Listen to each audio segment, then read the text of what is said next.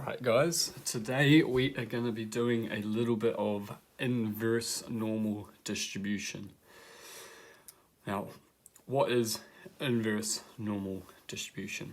So what we have done in the past is we've taken some sort of context and we've found the probability that a normal distribution lies between two values.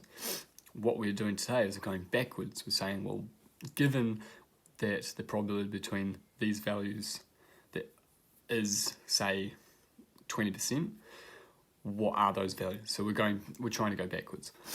So for this context, a manufacturer of rechargeable batteries has found that they have a mean life of 120 hours and a standard deviation of 10 hours and 30 minutes between charges. So, assuming that this is normally distributed, the manufacturer wishes to make a claim that 75% of the batteries should be at least X hours, but lasts X hours. So, always draw a normal distribution, put your mean and standard deviation on there. So our mean is 120 and we have a standard deviation of, this is 10 hours 30 minutes, so numerically 10.5. Now the claim is we want 75% of batteries to last X hours, so we want to find this value of X. So, and we want this shaded area to be 75%. Which would be 0.5 on the right hand side of that mean and 0.25 on in between that unknown value and the mean. So we want the probability that any value we pick, X, capital X, is greater than that unknown value. We want that to be 0.75. So what does that mean? Well, how many standard deviations do we need to get 0.75? So we want to standardize this. So we want the probability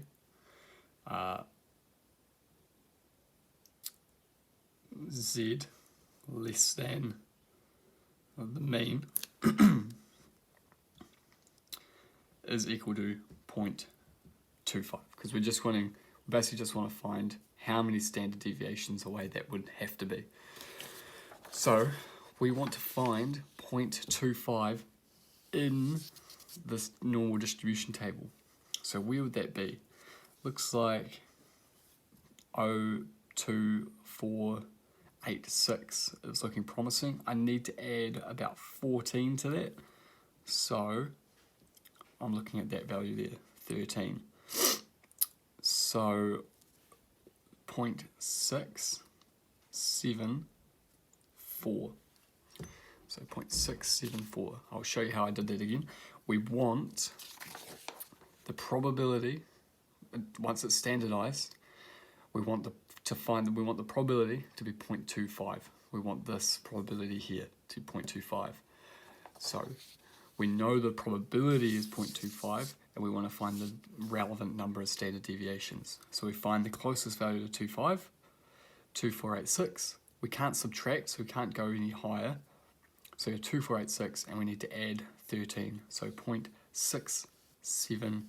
0.674.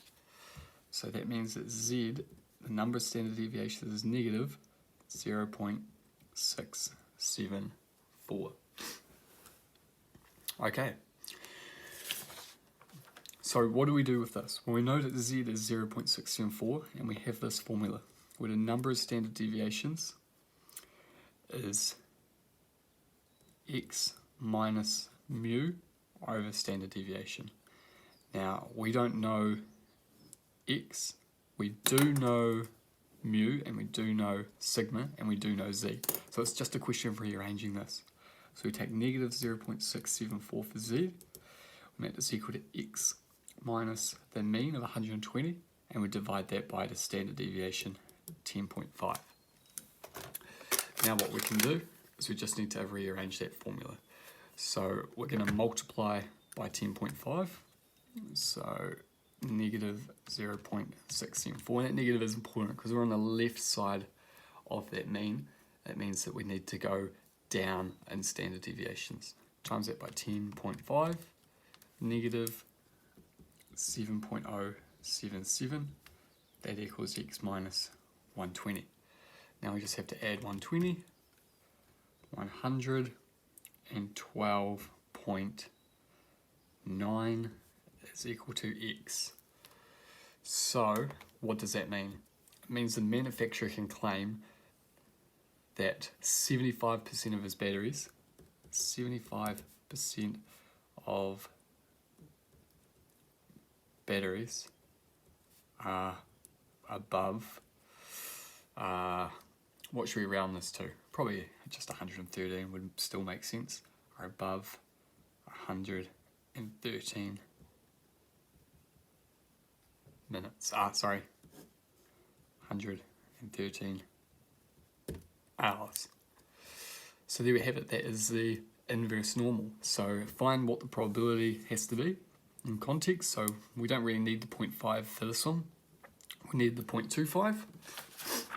We find the 25% or 0.25 in the standard, in the normal distribution table, and then we reverse that process. We find that number and we go back to how many standard deviations that is. Once we've got that number, it's just rearranging that formula for unknown value of x. Tomorrow I'll chuck up a video rearranging for mu and rearranging for sigma. Nice.